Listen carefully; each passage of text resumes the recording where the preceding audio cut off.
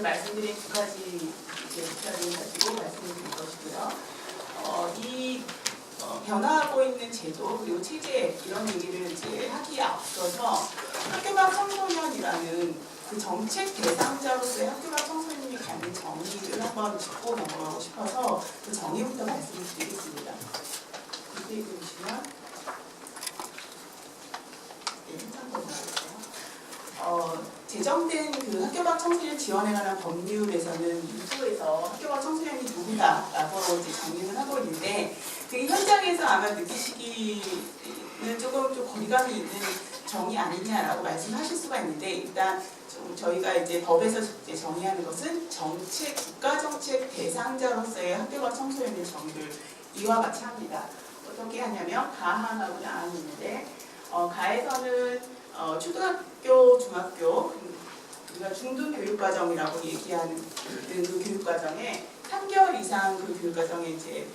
있지 않은 장기 결석자 아이들을 얘기를 하고 있고 그 다음 원에서는 재적이나 이제 퇴학 처분을 받은 아이들 그리고 요번에 이제 법이 제정되면서 다에 해당하는 그 비진학 청소년들이 포함이 됐습니다. 그래서 가와 나는 기존에 우리가 그 법령에서는 청소년 복지지원법의 제17조 항에 가와 나에 해당하는 청소년들을 국가정책 대상자로서 정의를 하고 있었고 새롭게 이번에 법이 제정이 되면서 비진학, 근데 그 비진학은 누구냐면 고등학교에 진학하지 않는 비진학 청소년들로 좀 협조하긴 하지만 그 진학하지 않는 비진학 청소년들을 법의 그 지원 대상으로서 좀 포괄적으로 학교 밖 청소년들을 담으려고 했다라는데 이 새롭게 제정된 법의 그 대상자로서의 좀 의의가 좀 있습니다. 그런데 우리가 이제 법적으로 얘기하는 그 정책 대상자 말고 기존에 이제 여기 김은희 선생님 비롯해서 20년 이상씩 수십 년간 학교 밖 청소년들을 대상으로 현장에서 활동을 해오신 분들은 아마 다 아실 거예요. 우리가 그 학교 밖 청소년과 관련된 키워드를 이제 연구물이나 아니면 다른 언론에서 이제 어떤 식으로 그 바라보고 있는가라는 거를 이제 쭉 키워드를 가지고 이제 훑어볼 수가 있는데 90년대 초반까지는 우리가 학교 밖 청소년이라는 용어를 쓰지 않고 중도 탈락자, 학교 부적응자 이런 식으로 굉장히 네거티브한 시선으로 이 아이들이 어떤 정상적인 궤도에서 벗어난 아이들로 이제 우리가 개념 정의를 했죠. 그리고 이것이 90년대 후반이 오면 약간의 부정적인 시각을 좀 털어내고 가치 중립적인 용어를 쓰기 시작합니다. 그것이 이제 학업 중단자인데 지금도 교육부나 이제 교육 정책 안에서는 학업 중단자라는 용어를 굉장히 좀 지배적으로 많이 쓰고 있죠. 그런데 우리가 여기 계신 선생님들 다 아시겠지만 정규교육 과정에서 벗어난다고 해서 아이들이 학업을 중단하지는 않잖아요. 그래서 이것도 가치 중립적인 얘기냐라는 이제 일각에서 좀 문제제기를 저 같은 사람을 하고 있고 그래서 가치 중립적인 그 워딩은 아니다라고 얘기를 하는데 일단 학업 중단은 여기서 얘기하는 90년대 후반까지 학업 중단은 정규 교육 과정에서 라는 전제가 붙어야 돼요. 정규 교육 과정에서의 학업 중단이라는 것이 90년대 후반에 굉장히 용어를 많이 쓰였고 그 다음에 2000년대 후반 들어서 이제 학교 밖, 그 공간적인 개념에서의 학교와 학교 이외 공간이라는 개념이 이제 개입이 되면서 학교 밖 청소년을 지금 현재까지 쓰고 있고 이러한 그 어떤 문제 제기와 논의들을 이제 다 담아서 학교 밖 청소년 지원에 관한 법률이 이제 올해 5월 28일 날 제정이 된 거죠. 그래서 구칙으로 법의 시행은 1년 법이 제정된 이후에 1년 이후에 이제 시행이 돼서 2015년 5월 9일 법이 시행이 될 것이고 그 법의 이제 내용을 담은 것은 이 정의뿐만 아니라 어떤 서비스를 어떻게 국가시 자체가 제공할 것이냐 하는 내용들을 좀 담고 있습니다. 제가 이제 학교 밖 청소년들 연구를 하면서 가장 그 언론에서 이제 언론에 종사하신 분들은 거리의 청소년들이 학교 밖 청소년이라고 등치시켜서 아예 사실화해서 저에게 질문하는 경우도 굉장히 많고요. 그 다음에 학업 중단 청소년이 학교 밖 청소년이다라고 해서 등치시켜서 그 학교 밖 청소년의 하위에 이제 일부 구성하고 있는 그 집단들을 학교 밖 청소년 전체로 확대하는 일반화 오류를 범하는 경우가 굉장히 많은데 그거는 그러한 문제는 학계, 그 다음에 현장, 그리고 연구하는 분들에서도 종종 이제 저희가 좀 대면할 수 있는 사건들이 좀 있어요. 그래서 이 학교 밖 청소년이 누구냐라는 것을 내가 일상에서 만나는 그 학위 집단도 중요하지만 전체적으로 보았을 때 우리는 단지 학교에서 나온 그 학업 중단 친구들이 가장 많다면 고등학교에 아예 진학하지 않은 비진학 청소년들도 하나의 주의 그 학위 집단을 구성하고 있다는 거. 그리고 거리의 청소년들은 특히 쉼터에 있는 그 청소년들이 다 학교 밖 청소년들은 아니고 실제 데이터상으로는 쉼터에 있는 친구들이 60%는 학교에 재학 중이거든요. 그런데 이제 쉼터에 있거나 거리에 있는 친구들이 학교 밖 청소년이냐라고 할 때 또 정책 대상자로 봤을 때도 그렇지는 않다는 거. 그래서 우리가 개념이나 그 대상자를 칭하는 용어들 이런 것들을 정확하게 좀 이해를 하고 우리가 학교 밖 친구들을 만날 필요가 있다는 얘기를 하겠습니다. 다음 슬라이드 볼게요. 정의를 내려준 법에서는 어떻게 서비스를 제공할 거냐. 국가와 지방자치단체는 지방정부죠. 학교 밖 청소년 지원에 관한 법률이 만들어진 이유는 학교가 아니더라도 학교 밖의 공간에서 건강한 사회 구성원으로서 청소년들을 성장에 도움이 되는 그 여건을 마련하는 것이 국가와 지방자치의 어떤 의무다라는 것을 명시를 하고 있는 거예요. 그래서 당연히 이제 국가와 지자체의 책무를 법의 한 3조에서 얘기를 하고 있고 12조에서는 필요하다면 국가와 지방자치단체가 서울시 학교 밖 청소년 지원센터와 같이 이러한 그 서비스를 전달하는 센터를 만들어서 건강한 성인으로 이제 성장하는 데 도움이 될 수 있는 서비스를 잘 전달해라라는 것을 명시를 하고 있죠. 그 다음 슬라이드 보세요. 그럼 어떤 서비스를 제공을 해야 되느냐? 법에서 서비스의 내용이나 범위 정도는 조금 얘기를 하고 있는데 상담 지원, 교육 지원, 직업 체험 및 취업 지원, 그리고 자립 지원의 4가지 영역의 서비스를 제공을 하도록 이렇게 얘기를 하고 있어요. 근데 지금 서울시 그 학교 밖 지원센터의 사업 현황하고 법에서 얘기하고 있는 4가지 영역을 이렇게 비교를 해보면 현재의 서울시 학교 밖 청소년 지원센터가 학교 밖 청소년 지원센터로서 전달해야 하는 수혜자인 학교 밖 청소년에게 전달해야 되는 서비스 영역을 모두 다 커버하고 있지는 않은 상황이어서 그 법이 이제 내년 5월에 시행이 되는데 내년부터 서울시 학교 밖 청소년 지원센터가 이제 광역 단위, 서울시라는 광역 단위에서 학교 밖 청소년 지원센터로서의 그 기능과 역할을 다 하고자 한다면 어떤 부분이 이제 부족하고 어떤 부분이 이제 학교 밖 청소년 지원센터 서울시 센터가 강한지에 대한 진단 작업이 바로 시작이 되어야 될 필요가 있다라는 얘기를 말씀을 드릴 수가 있고요. 다음 슬라이드 보시면 현재 서울시에서 학교 밖 청소년 지원센터에 대한 서비스를 어떤 식으로 전달하고 있냐면 서울시라는 지방 정부가 학교 밖 청소년 지원센터를 운영하는데 여기 청소년 살레시로이잖아요. 살레시로에 위탁을 주고 그 위탁을 받은 살레시로이가 센터를 운영하면서 도시형 대안학교와 그다음에 진검다리 공간 프로그램을 운영하는 31개 라고 알고 있는데 그 도시형 대안학교 진검다리 프로그램을 운영하는 기관들을 지원을 하고 있죠. 그래서 최종 그 서비스의 수혜자인 학교 밖 청소년들은 그 서비스를 제공하고 있는 도시형 대안학교와 그다음에 진검다리 어떤 프로그램들을 이용하면서 그 서비스를 이제 지원 서비스를 받게 되는데 지금 법이 시행이 되고 그리고 기본적으로 지방행정 체계가 우리는 광역과 기초지자체 시군구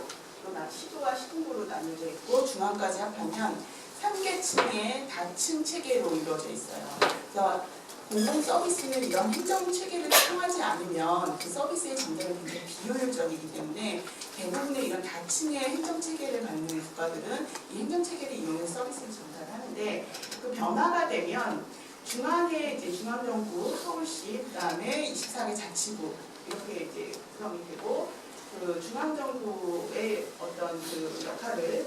대신해줄 수 있는 어떤 중앙의 기관이 하나 생기고 방역 단위에서 서울시는 지금 학교가 청소년 지원센터가 있고 24개 각각의 자치구는 그 자치구에 학교가 청소년 지원을 하는 센터들을 만들 수가 있어요. 만드는데 그렇게 되면 지금의 서비스의 전달 방식은 학교가 청소년 지원센터가 서비스 제공하는 대안학교랑 지원단위과는 직접적으로 지원하는 방식이 되지만 자치구에 그 기초센터들이 생기게 되면 지금의 지원 방식도 있을 수 있고 자치구 센터를 통한 전달 방식이 있고 그렇다면 학교가 청소년 지원센터는 자치구를 또 어떻게 자치구의 기초센터들을 어떻게 지원할 것인가에 대한 고민이 좀 필요한 거죠. 그래서 직접적으로 지원할 수 있는 서비스들은 뭐고 그리고 간접적으로 단계적으로 지원해야 되는 서비스는 뭐고 기존에 하고 있던 그 서비스들 중에서 이렇게 분류 그다음에 리포지셔닝 하는 작업들이 좀 필요한데 이것들이 기존 역할을 분할할 필요도 있고 강화할 필요도 있고 새롭게 역할이 추가돼야 할 필요도 있는 것이죠. 그 다음 슬라이드 보시면 그래서 이제 서울시 이제 학교가 청소년 지원센터의 역할 정리에 관한 몇 가지 질문을 이제 저도 궁금하고 같이 나누고 싶은 것들 몇 가지를 좀 뽑아봤습니다. 첫 번째 A 방식의 그림에 이거는 그 지원센터가 자치구의 기초센터를 거치지 않고 직접적으로 이제 그 기존의 대안학교라든가 서비스를 제공하고 있는 직원단이라든가 아니면 다른 그 학교가 청소년들을 모르는 어떤 기관, 시설 혹은 개인을 이제 직접적으로 이제 지원하는 방식이고 이제 B는 이제 간접적으로 지원하는 방식인데 A 방식, B 방식에 해당되는 사항들을 좀 어떤 것들이 있을까 한번 고민을 해봐야 되는 것이고 이러한 그 변경되는 체계에서 어떤 서비스들은 A로 갈 때 조금 더 수혜자 중심으로 강화될 수가 있고 어떤 것들은 B 방식으로 갈 때 수혜자 편의가 더 높아지는지 이런 것들을 체계적으로 좀 분석할 필요가 있겠다라는 얘기를 같이 나누고 싶고요. 그 다음 슬라이드 보시면 앞서 말씀드리기는 했는데요. 그 법에서 얘기하는 상담교육, 직업체험 및 취업지원, 자립지원 이 내용이 이러한 서비스를 지금 학교가 청소년 지원센터가 충분히 제공하고 있다고 보기는 좀 어려운데 그러면 지금의 현행 체제에서 충분히 제공하려면 어떻게 해야 되고 또 변경되는 그 역할정리 하에서는 어떻게 제공될 수 있는지 그에 대한 고민을 좀 해야 되고요. 그 다음에 학교가 청소년들의 다양한 요구에 이제 대응하기 위한 서비스 제공을 이루어져야 되는데 그러기 위해서는 현재 도시형 대안학교와 진검다리 프로그램 운영하는 기관들을 지원하는 요 굉장히 협소한 범위 내의 지원 방식으로는 이게 충분한가에 대한 고민을 좀 해야 됩니다. 그래서 서울시라는 지역 방역시 지역 내에서 어떻게 학교가 청소년들이 요구하는 정책적인 지원 요구에 대응할 수 있는 자원들을 어떻게 발굴할 거고 그걸 어떤 방식으로 서비스를 제공해서 이제 할 것인지는 조금 고민을 좀 더 해보셔야 된다는 것인데 그 다음 슬라이드 보시면 지금 이제 좌측에 보이는 것이 이제 현행 서비스 전달 방식인데 서울시 센터가 도시형대학교랑 진검다리를 지원하고 이 도시형대학교랑 진검다리를 이용한 학생들에게 서비스가 제공이 되죠. 그런데 그 학교가 친구들이 도시형대학교랑 진검다리에서 커버하는 커버링이 굉장히 낮아요. 그래서 그 다수의 아이들은 학교를 그만두고 집에 있는 경우가 그 저희 연구원의 학업분단 관련한 그 자료를 보시면 그냥 60%예요. 집에 있는 아이들. 그런 이제 집에 있는 아이들을 이제 포함해서 그 도시형대학교나 진검다리를 선택하지 않고 다른 청소년 보호시설, 복지시설, 활동시설을 선택한다던가 다른 프로그램들, 민간의 다른 프로그램들을 선택하는 친구들이 있는데 이런 벌기인간 네트워크 혹은 서비스 제공 네트워크 그리고 이 아이들에게 이제 서비스를 제공하는 그 지역의 여러 전문가 그룹이 있어요. 오늘 오신 최양걸 변호사님은 법률적인 그 부분에 서비스를 해주시는 분들은 있지만 뭐 건강과 관련해서 지역 내 치과 의사 협회라든가 아니면 뭐 병원 협회라든가 이런 그 다양한 어떤 그 스페셜 전문가 그룹도 있을 것이고요. 이런 그 네트워크, 지역 사회 내에서의 그 네트워크 자원 개발하고 연계하는 것이 굉장히 중요한데 지금의 그 서울시 학교방 청소년 지원센터의 연계 기능은 굉장히 취약해보입니다. 그래서 앞서 얘기했던 그 상담, 교육, 직업인 취업지원센터, 지원 그리고 자기 지원을 여기서 말씀하신 종합, 지금 중앙정부에서는 통합지원이라고 얘기하거든요. 우리가 종합이라고 하시네요. 어쨌든 종합이든 통합이든 그 한때 묶어서 모든 걸 이제 토탈 서비스를 하겠다는 의지를 보이는데 그렇게 이제 하기 위해서는 기존의 그 네트워크 취약한 거 그리고 아이들에게 제공하는 서비스를 좀 어떻게 다양한 것들을 어떻게 줄 것인가 하는 것들, 그 자원을 어떻게 끌어올 것인가 하는 역할들 이런 것들을 고민을 해본다면 좌측의 현행 역할보다는 그걸 좀 확장하는 역할을 좀 크게 가져가야 될 것이다라는 게 이제 법이 시행되고 나면 서울시 센터에게 좀 부과되는 새로운 노후가 아닌가 생각이 듭니다. 그 다음 슬라이드 보시면 이런 앞서 말씀드린 건 굉장히 기본적인 포맷이고요. 그다음 서울시라는 지역적인 특색을 좀 반영해서 서울시에 거주하고 있는 학교가 청소년들에게는 서울시 센터가 어떤 조금 더 이제 지역 차별화된 서비스를 더 제공할 수 있을까라는 것도 좀 고민을 해봐야 되는데 한 가지는 이제 법에서 조금 안타깝기는 하지만 우리가 법령에서 얘기하는 청소년의 개념적에는 연령 범주가 9세에서 24세까지지만 학교 밖 청소년을 정의하는 것은 초중등 교육법과 이제 도법 시행령에 근거해가지고 그 후기 청소년, 흔히 얘기하는 19세 이상의 그 후기 청소년은 포함되지 않는데 그 학교 밖 청소년 서울시 같은 경우에는 이 19세 이상에 대해서 이 아이들이 그 연령이 18살이고 19이라고 해서 자립을 금방 할 수 있는 건 아니기 때문에 그 연령대에 대한 서비스를 좀 고민을 한번 같이 하고 그다음에 서울시의 특성상 서비스 산업이 집중되어 있는 지역이다 보니까 일하는 청소년들이 굉장히 많습니다. 그래서 이 일하는 청소년에 대한 어떤 지원 방안 이런 것도 서울시는 한번 다른 지역에 비해서 좀 우선적으로 좀 고민해볼 수 있는 거 아닌가 하는 생각을 좀 하게 됩니다. 그래서 서울시가 2012년도에 대한교육지원센터에서 학교방 청소년 지원센터로 이렇게 그 변화 공부를 하시면서 굉장히 오늘 이제 3회째 되는데 이런 심포지엄을 이제 개최하시고 좀 다른 지역에 비해서 앞서 나가고 오히려 일부 부분은 중앙정부보다 먼저 이제 앞서 나가시는 부분이 있는데 지금 이제 전체적인 국가적인 차원에서 학교가 청소년에 대한 지원과 서비스 제공을 어떤 틀을 잡는 단계에서 그렇다면 서울시의 학교가 지원센터가 가져야 되는 그 기능하고 어떤 역할들 이런 거를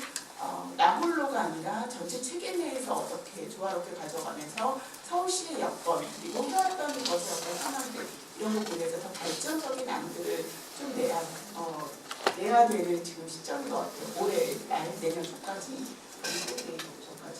이런 것들을 준비하시면 가장 많은 학교가 청소년들이 있는 서울시의 그 학교가 청소년 지원센터가 그 학교가 청소년을 지원하는 중심 허브기관으로서 굉장히 자리매김을 잘 할 수 있지 않을까 하는 생각이 듭니다. 네, 저희 발표는 감사합니다.